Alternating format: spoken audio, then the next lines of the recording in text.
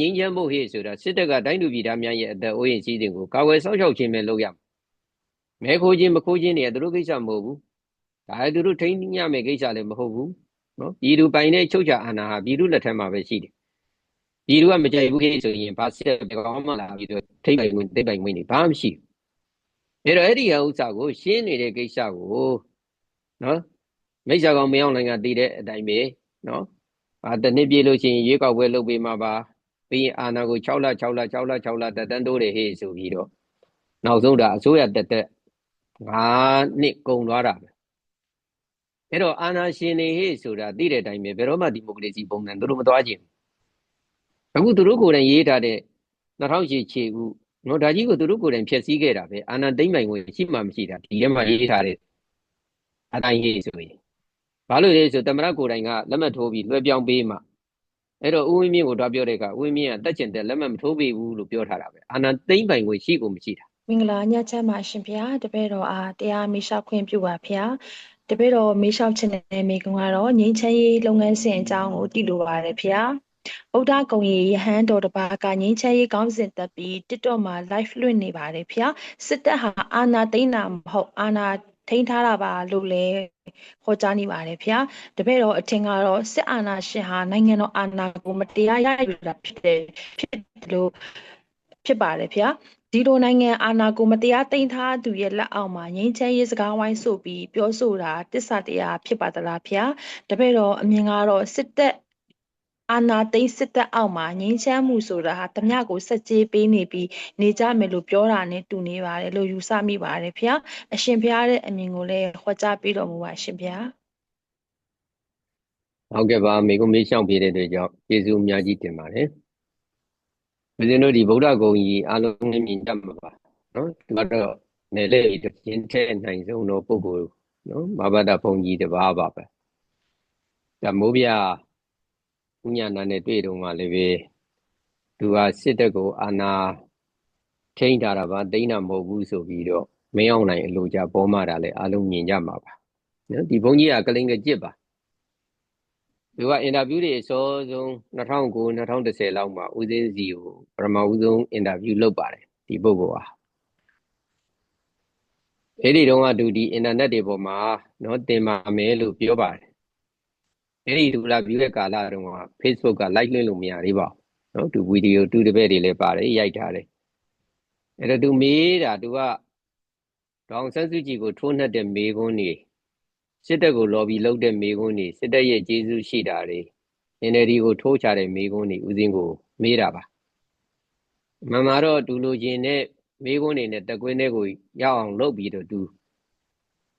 အင်တာနက်ပေါ်တင်ဖို့ပါပြောတော့လည်းပဲဦးစင်းကနော်ခေတ်ဆက်ဆက်1962ခုနှစ်တည်းကိုကတနည်းအားဖြင့်ပြောမယ်ရေးဆို1958တည်းကိုကနေဝင်းတို့ရဲ့ကလိန်ကြမှုတွေကိုဦးစင်းကတမိုင်းတွေတက်တွေထောက်ထားတွေနဲ့ပြောတယ်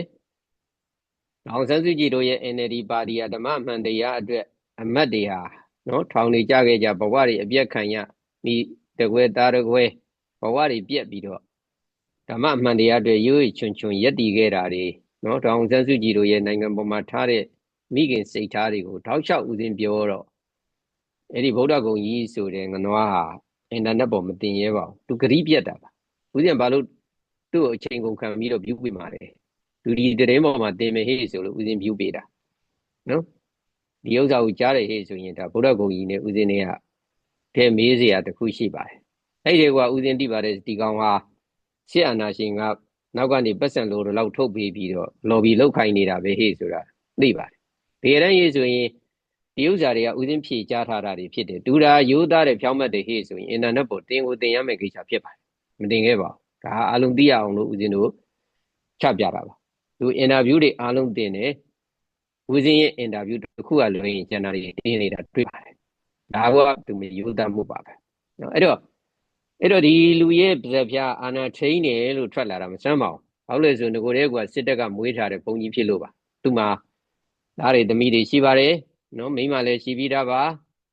နော်ကြီးမှခုနကပြောခဲ့တဲ့အိမ်တော်တွေကြပြီးမှစစ်တပ်ကပတ်စံလိုတော့ထုတ်ပေးပြီးတော့ဒါ lobby လုပ်နေတဲ့ဘုံကြီးတစ်ပါးပါဒါကြောင့်မလို့ဒီတော့ဒီလူတွေပိုင်တဲ့အချုပ်ချာအာဏာကိုနော်ဘာမှ သိမ့်ပိုင်ခွင့်လည်းမရှိဘူးနော်ထိမ့်ပိုင်ခွင့်လည်းမရှိဘူးဒါပြည်သူတွေကကိုကြိုက်တဲ့အစိုးရကိုကိုယ်တိုင်ကစနစ်တကျရွေးချယ်ထားတဲ့ကိစ္စကိုစစ်အာဏာရှင်လူရုံမှာကမတရားခိုးယူသိမ့်ပိုက်လိုက်တာပါပဲဒါအဖြေကရှင်းပါတယ်နော်ဒါကိုခုနကပြောခဲ့တဲ့သူတို့ကနေပြီးတော့ lobby လုပ်ပြီးတော့စစ်တဲ့အလိုကျပြောနေတဲ့စကားတွေဖြစ်ပါတယ်ဒါကြောင့်သူတို့ပါဇက်ဖျားနေပြီးတော့ငြိမ်းချမ်းရေးတို့ဘာတို့တွေထွက်လာတကယ်တော့ငြိမ်းချမ်းဖို့ဟေ့ဆိုတာစစ်တပ်ကတိုင်းသူပြည်သားများရဲ့အသက်အိုးအိမ်စည်းစိမ်ကိုကာကွယ်စောင့်ရှောက်ခြင်းပဲလုပ်ရမယ်မဲခိုးခြင်းမခိုးခြင်းတွေကသူတို့ကိစ္စမဟုတ်ဘူးဒါသူတို့ထိန်းညမဲ့ကိစ္စလည်းမဟုတ်ဘူးနော်ပြည်သူပိုင်တဲ့ချုပ်ချာအာဏာဟာပြည်သူလက်ထက်မှာပဲရှိတယ်ပြည်သူကမကြိုက်ဘူးခေဆိုရင်ဘာစစ်တပ်ကောင်းမှလာပြီးတော့ထိမ့်ပိုင်ဝင်သိမ့်ပိုင်ဝင်နေဘာမှမရှိဘူးအဲ့တော့အဲ့ဒီဥစ္စာကိုရှင်းနေတဲ့ကိစ္စကိုနော်မိစ္ဆာကောင်မရောက်နိုင်ကတည်တဲ့အတိုင်းပဲနော်တနှစ်ပြေလို့ရှိရင်ရွေးကောက်ပွဲလုပ်ပေးမှာပါပြီးရင်အာဏာကို6လတက်တန်းတိုးတယ်ဟေ့ဆိုပြီးတော့နောက်ဆုံးဒါအစိုးရတက်5နှစ်ကုန်သွားတာပဲအဲ့တော့အာဏာရှင်တွေဟေ့ဆိုတာသိတဲ့အတိုင်းပဲဘယ်တော့မှဒီမိုကရေစီပုံစံသူတို့မသွားခြင်းအခုသူတို့ကိုယ်တိုင်ရေးထားတဲ့2008ခြေဥနော်ဒါကြီးကိုသူတို့ကိုယ်တိုင်ဖျက်ဆီးခဲ့တာပဲအာဏာသိမ်းပိုင်ဝင်ရှိမှမရှိတာဒီထဲမှာရေးထားတဲ့အတိုင်းဟေ့ဆိုရင်ဘာလို့လဲဆိုသမရကိုယ်တိုင်ကလက်မှတ်ထိုးပြီးလွှဲပြောင်းပေးမှအဲ့တော့ဦးဝင်းမြင့်ကိုတွားပြောတဲ့အခါဦးဝင်းမြင့်ကတက်ကျင်တဲ့လက်မှတ်မထိုးပေးဘူးလို့ပြောထားတာပဲအာဏာသိမ်းပိုင်ဝင်ရှိကိုမရှိတာနော်ယူပိုင်ဝင်ရှိကိုမရှိတာသူတို့ဆွဲထားတဲ့ဥပဒေတောင်သူတို့လိုက်နိုင်ကြတာမှမဟုတ်တာအခုလည်းပဲ